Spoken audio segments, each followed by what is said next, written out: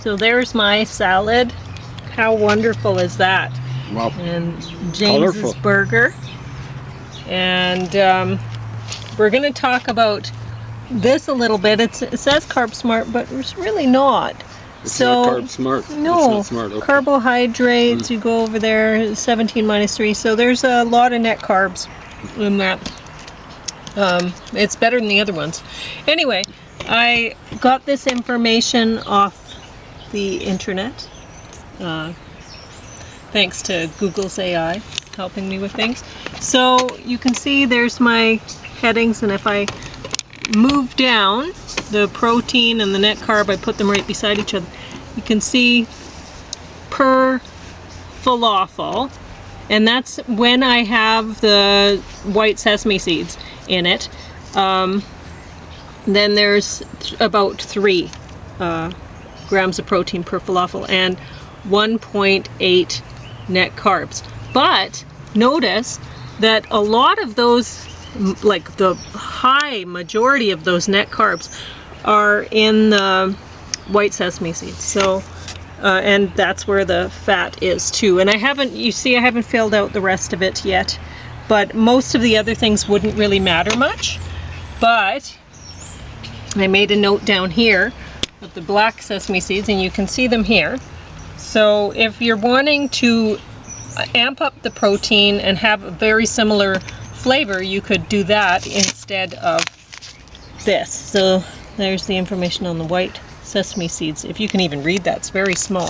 So we're going to talk about murder before Evansong, murder is easy, and those who kill. So James has a big stack of books, and I guess he's making progress on that, and About a third of the way through. a bunch of other things. So he has carrot juice to drink, and he has a smoothie there. It's a tangerine strawberry smoothie. And I'll show you my outfit for today. I think it's Pretty stylish. snazzy, eh, guys? Yeah, so this one's a Sports Illustrated top that I got from the MCC, and I'm It looks very more happy like with it. A superhero's costume. But Well, I feel like a superhero in it. So I don't know that I will end up drinking that Carb Smart. I just brought it out really to show. So, and I don't know how much I believe in these numbers that I got for the carrot pulp. And you can see that the beet pulp is even more awesome than carrot pulp. But anyway, if you want a lower net carb, you can see I forgot to put mix the sesame seeds in when I was making them at first, and I was like, oh, so I have a few that I have here that don't have, it's hardly any net carbs. So it'd be 30, 45, and then, I mean, plus the parsley and stuff like that, but that's not going to add much.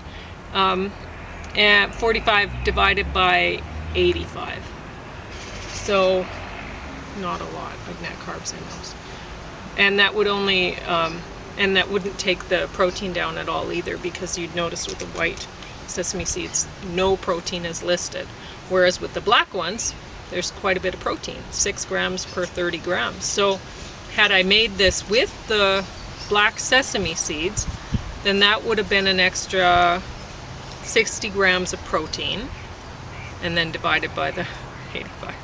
So, and James's patty is essentially 4 falafels. So you could, if you wanted to eat them as burger patties instead, that you just times that by 4, the information. And then, so yeah. 45 divided by 85, maybe 46%. Were you looking for a percentage? Nope. Okay. Nope. Anyway. I was looking for grams. Oh. But anyway. Were the But, so that'd be about half. grams So, divided by 80. Yeah. So 0.5 grams per. 0.46 grams maybe. Yeah. Of, yeah. Could be net totally carbs. wrong, folks. Figure it out on you. So, it'd be even less net carbs, actually. It'd be less net carbs for, because this is actually 0 net carbs for the black sesame seeds. So there you go. If you put the black sesame seeds and you want to amp up the protein, They're not going to look as good though in this. That's the thing. It looks really nice with the white ones. It looks pretty much the same, like almost the same sort of thing. So anyway, I'll get the table filled out, and you can find it on my Mountain Bride blog .wordpress.com blog post for this. I'll type up the table for you and put it in so that you can make this recipe at home if you feel like it. Because like I said, it's or maybe I didn't say, but I implied, it's keto friendly. This is a keto friendly product. So is that. So are any of the Pulp recipes that I'm showing you, basically. So if you're eating burning carbs, which obviously we are right now, James has half a mango on his burger and my half a mango in my salad, and so yeah, his toppings are the same, but he has a cheese slice on his burger bun, and he has a burger bun, and he has way less romaine lettuce and stuff like that, but and he doesn't have peppers because they're hot. So anyway, I'll get started talking about this, and then so you can eat in the meantime. And so I finished watching Murder Before Evansong, and although it's tough to stack here, it was really slow moving, and like I mentioned earlier, I felt like going to sleep many times, but I didn't figure out the mystery. And when it got to later on in the story, I'm like, oh, I really should have, I should have figured some of this stuff out, but hadn't. So well, maybe it's because you were drowsy. Maybe. Because usually Pauline, unlike me, usually figures things out. Unless it's just not written well. If it's well, written, sometimes they'll hide things on purpose. Yeah, you gotta. That's not a good mystery. If you haven't given a person the clues to figure it out, then there's no satisfaction at the end anyway. So, and there shouldn't be for the writer either. But anyway, so I did have there was one major flaw with this, and they should have explained it somehow. It doesn't take, they could have had some sort of, like, he could have been working with somebody. Okay, so I'll just give this away, spoiler alert, there's in the church there's a secret sort of basement, so you can move some things, and there's a secret basement in there, and so people were using it during the war, hiding in it, whatever, and then it just wasn't used again. So it was anyway, then it was a bomb shelter, maybe? Well, it wasn't really a bomb shelter. They were using it as a secret, not as a bomb shelter, as a secret military. Oh, I think I can recall the beginning of it. Yeah. They had cells of people who would be resistance. Yeah. If they serve as part of resistance, in case the Nazis took over and started moving. So there's a lot of this story is much more interesting than these other stories. But the last one, it's a police drama, so you don't expect much from a police drama. But those are ones where there isn't much mystery. It's just kind of like a thriller. Nah. The best in that genre, as far as I'm concerned, at least when it comes to TV, is Columbo. You're right. Anyway, he gets in there, so he has to use this key, and the key opens, makes it so he can push this one thing out of the way to get down into the basement. So, the thing is, you have to get up out of there and move the thing back in place and move the key to lock the thing in place.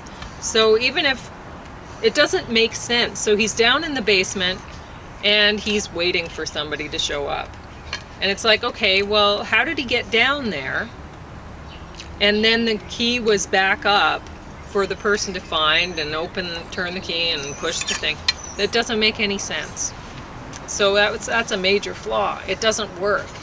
There had to be somebody else who he gave the key to and said, okay, go close that off again so that I can surprise the person who's... And then why anyway? Why would they be going down there? How would he know that they were going to go down there? Didn't make any sense. None of it did. So, too bad. Because there's an interesting story there. A lot of interesting things happen. Even though, like I said, it's slow and I felt like sleeping. It's still interesting. And I don't mind things that put me to sleep necessarily because I like sleeping.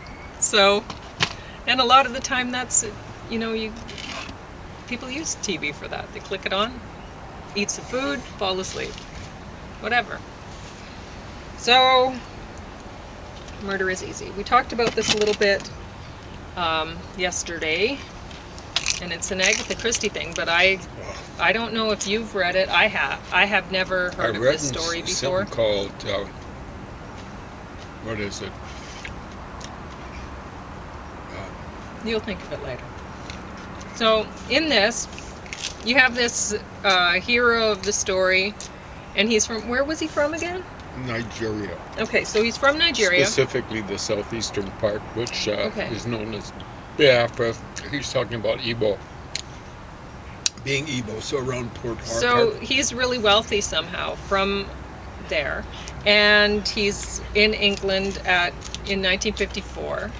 And he looks like, I don't know why they got this guy to play, because if he was like some studly looking guy, then who looked like maybe O.J. Simpson, we would understand why the woman who was going to marry the really wealthy guy was interested in this guy. I mean, maybe the only thing I could think of is like, oh, well, this guy's wealthy too, and obviously she's interested in that sort of thing, so maybe that's it. But then that doesn't explain the ending and whatever. So, but he does not look good. He looks like he was an ex-boxer who wasn't good at boxing. So, took many a hit to the face. Around the eyes. Around the eyes. Puffy. He has the puffy eye look that, yeah, a lot of boxers end up getting. So this starts out, I've been seeing a lot of this sort of thing lately. This was 2010, I guess it says on the back. And I hope that that's over with now. But this woman, she's boxing with a man. And good luck with that. She doesn't look that strong. And it's like, okay, I don't want to see shows where they're trying to say, oh, you can be as strong as any man and whatever. Okay, good luck. In boxing, for men, they have weight categories. Yeah. Because if you get a small man going up against a guy as big as Muhammad Ali, and he never fought an opponent taller than him. He had long reach. But there are guys way more powerful, like Mike Tyson. I'm not even sure if he was a heavyweight. He fought in the heavyweight category. A little guy would get killed, would absolutely get killed going up against a heavyweight boxer. They have bantamweight, flyweight. And guys are way stronger on average than women when it comes to upper body strength. Women have some strong legs. So if you're being attacked by, say, a guy, it's probably not a good idea to waste your time with your arm strength as much as your leg strength, maybe. Kick them. Yep. Preferably and run. Where it counts. Run. Don't get tangling with a guy. It's I'll see it in bad movies, thrillers. This will be a guy going up against a big monster of a guy, and he'll get tangling with him. You don't tangle with people who outweigh you, outstrength you, or whatever. maybe kick, but you just run if you can. So that I had a problem with that. The boxing scene, I'm like, don't be trying to encourage women to box and stuff. Don't know how many women want that puffy eye look that this guy has, because it wouldn't take long, and that's not attractive. It would happen after one match. And anyway, then so I should have mentioned, I think I did, it's a police drama. So here she is, she's a police detective and she's working homicide, whatever. So she's going after her and her partner are going after a guy, and she's way off, which I don't know why she was way off in the distance anyway. And her partner gets like surprised by this guy. The guy has a gun, and she's like, drop your weapon, and the guy does not, and she shoots first the trailer, then the guy to make him drop his weapon. He's like injured, and then her chief, or whatever they call them in Scandinavian countries, I don't know if this was Danish. Okay, so her chief is pulling her up on the carpet kind of thing about, why'd you shoot that guy and whatever. And it's like, no, what he should have been pulling her up on the carpet is, why didn't you shoot him dead?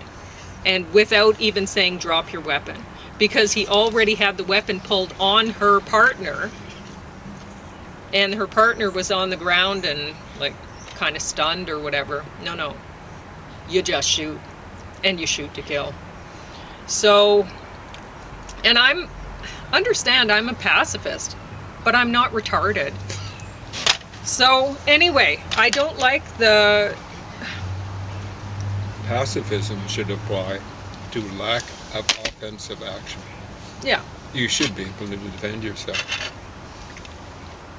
Passive... so that was all within the first passive 15 minutes of the show. Stupid. And I'm like, God, do I even want to watch this thing? But it got better. And so I've only finished the first, well, it's not the first episode that I finished, it's the first couple or whatever, because the stories ran over a few. So there's 3 discs in that. I'll let you know how it goes. Now, one thing, and I should mention something else about Murder is Easy. Like James had mentioned when we were watching it, it's sort of like a Heart of Darkness, but in reverse. So he's seeing this backward English culture, and here he's from somewhere else, and Nigeria. He looks very sophisticated. He's dressed well, and he speaks well, and whatever. And so he's invited to this mansion, and the owner of the mansion says to him, this must be a bit of a, I don't know what he says, something like it must be a bit of a culture shock coming from mud huts or whatever. And the guy was like, actually, my father owned 2,000 acres and this and that, and I'm really well to do, whatever. But when you're watching that, you're thinking, oh, how backward of British people to assume this guy comes from a mud hut because he's from Nigeria or whatever. Was it Nigeria?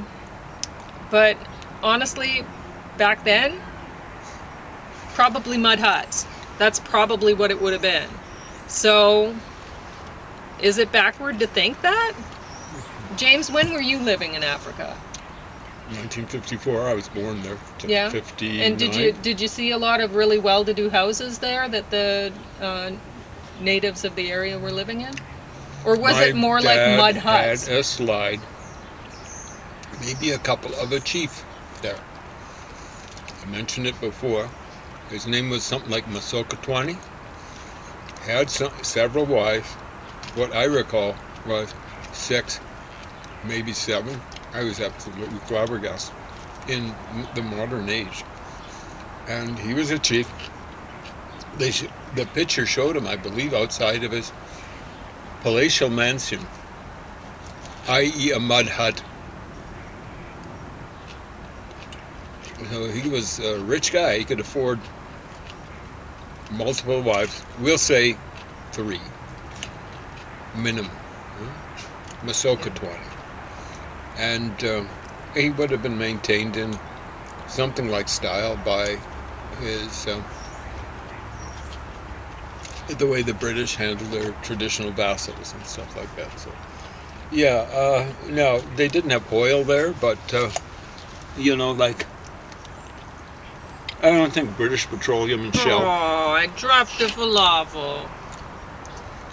who would be, I think, the main people exploiting the oil wealth of the Niger Delta in Nigeria, would have been terribly charitable with their ill-gotten gains in that country. So, I live to learn. Try to check up on that, see if there were these big 2,000-acre spreads or whatever. But there was So good. one guy on the mission, not ours, because I would have preferred not to be there and gave up that religion even before I turned into an adult. I was 17. Officially, I'd given up on it probably 10 years before that. 7 years old. Anyway, one of the teachers, he actually dressed snazzily like this, but understand, didn't have a British accent. He had a local accent when he spoke English. English was the official language then, and it probably is one of the ones there now in present-day Zambia. He was a nice guy. His name was Pencil.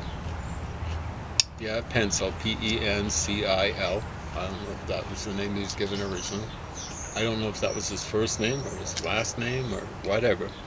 That's what they called him, Teacher Pencil. I don't think he would have been able to solve mysteries and all that sort of stuff. He wasn't dumb, but he wasn't particularly genius level or whatever. What can I say? He seemed like a very nice guy. So just get things straight.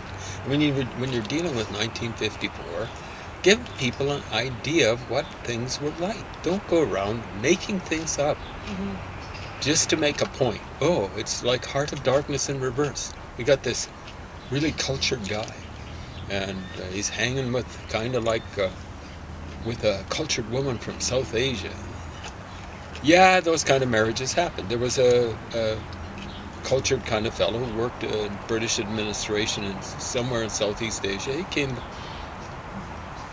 to Africa. I guess he was working for them there. Another British colony. I suspect he came from Burma, but he had something like a Burmese wife, and their kids were very good athletes, and they seemed to be relatively intelligent. So these sorts of things happen. But I didn't think of her as being like way sharper than her husband or anything like that. He was not English. He was British. He was, I believe, Scottish or something like that. They all seem very nice. Like that's one thing that people don't understand about the British Empire. George Orwell was a British official.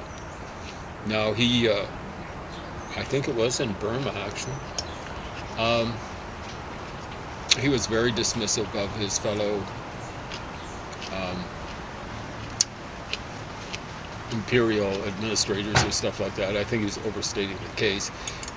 Understand, I'm not a big Orwell fan. He was a total fool in Spain fighting for the commies. I gather it was on the side of the Trotskyites. Well, he changed his attitude, though. Well, I shouldn't say he was a total fool, but he was a learning process, and he learned very slowly. Well, very, very slowly. He was fighting in Spain on the side of the commies. Doesn't matter if it was Trotsky was as much of a killer in embryo as Stalin, from what I can tell. He's a mad dog. And in his case, one mad dog, Stalin, took out another. But by that time, like when did that war start? 35, 36. The war, so-called Civil War in Spain. It was basically a fight between Nazis and commies of two different stripes, along with anarchists. It wasn't a civil war. It was really the beginning of World War II. Truth be told.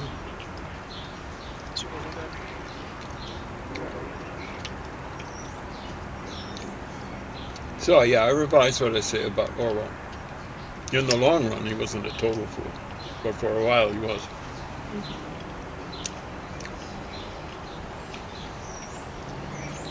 Anyway, I think he was maybe a little too dismissive of his fellow administrators in Burma or whatever it was.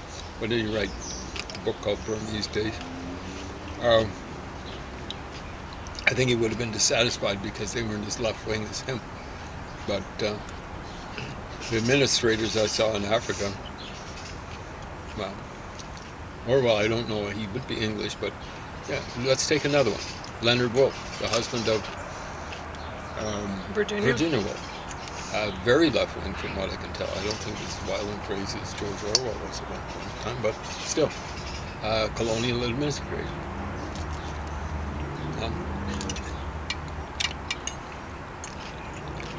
The sad thing is, when you got people like that, like Leonard Woolf, George Orwell, and I'll give the name of I think it's administrator, McGregor Brooks. So it'd be part English, judging from that name, and part more likely Scottish than Irish. McGregor Brooks. Very nice guy. Nice kids, nice guy. There's a reason why people, honest people, coming from those colonies, former colonies, well, be saying, at least when it comes to British stuff, it's worse now. Now that they've gained so-called freedom and so-called independence. The independence is the independence to go around with hands out, demanding, not so much asking, for handouts from so-called capitalist countries and so on and so forth. And the freedom is anything but. It tends to be one-party states, nationalism combined with communism. And I call that Nazi communism, which is actually at least potentially worse than, take Saddam Hussein, worse than National Socialism. Mixture of nationalism and socialism. Why? It's more totalitarian. And potentially just as virulent when it comes to minorities inside countries and neighboring countries and stuff like that. Anyway, got anything more to say about murder? Is easy. It's easy to kill was the thing I was trying to think of. I've read a Agatha Christie novel. It doesn't seem anything like Murder is Easy, this movie. Have to check out if there's a novel out there. Sometimes the titles were changed.